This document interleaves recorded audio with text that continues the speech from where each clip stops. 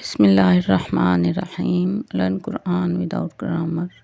Lesson number 16 اذا کا استعمال قرآن پاک میں اذا ورڈ کئی آیات میں آیا ہے۔ اذا جب کبھی بھی پاسٹ ٹینس سے پہلے رہے گا، معنی حال یا مستقبل میں ہوں گے۔ ہم نے پچھلے اسباق میں پڑھا قالو قالا کی جمع قالو مین انہوں نے کہا، اور جب ہم اس کے ساتھ اذا کا اضافہ کریں گے تو معنی ہوں گے کہتے ہیں، وہ کہتے ہیں یا وہ کہیں گے۔ اگر دنیا کی بات ہو رہی ہو تو معنی وہ کہتے ہیں ہوں گے،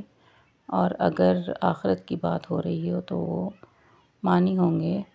وہ کہیں گے۔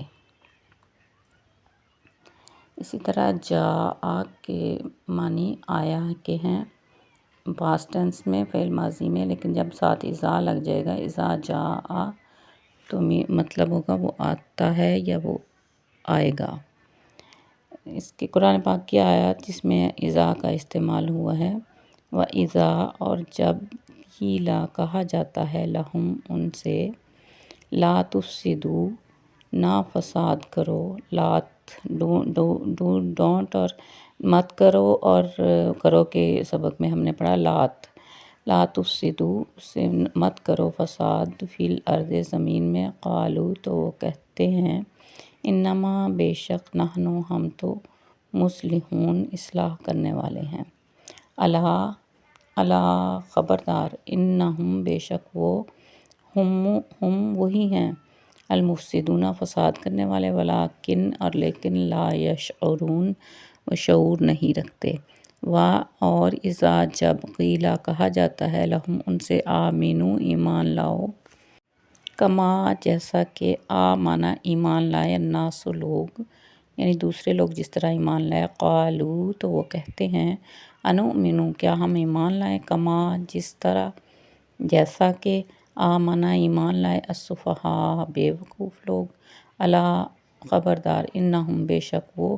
ہم السفہاء ہم وہی ہیں، السفہاء بے وقوف، ولیکن اور لیکن لا یعلمون لا نہیں، یعلمون وہ علم رکھتے یعنی وہ علم نہیں رکھتے۔ جاء ہم پہلے پڑھ چکے ہیں، اس کے میننگ آیا، لایا یا ساتھ لایا۔ اب یہاں جب اذا کا اضافہ کریں گے، اذا جب لگ جائے گا تو اس کے معنی پریزنٹ یا فیوچر ٹینس یعنی فعل حال یا فعل مستقبل میں ہوں گے۔ تو جاء آیا، وہ آیا، اذا جاء جب وہ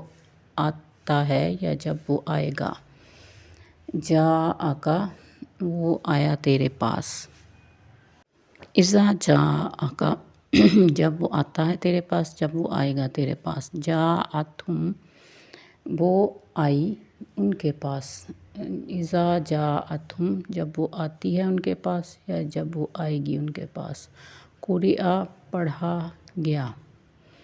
اذا قرئ جب پڑھا جاتا ہے یا جب پڑھا جائے گا، فعلوا انہوں نے کیا، اذا فعلوا جب وہ کرتے ہیں یا جب وہ کریں گے۔ اسی طرح اگلی مثالیں آپ خود کیجئے، اشارات ساتھ دیے ہوئے ہیں۔ Subscribe, like and share my channel.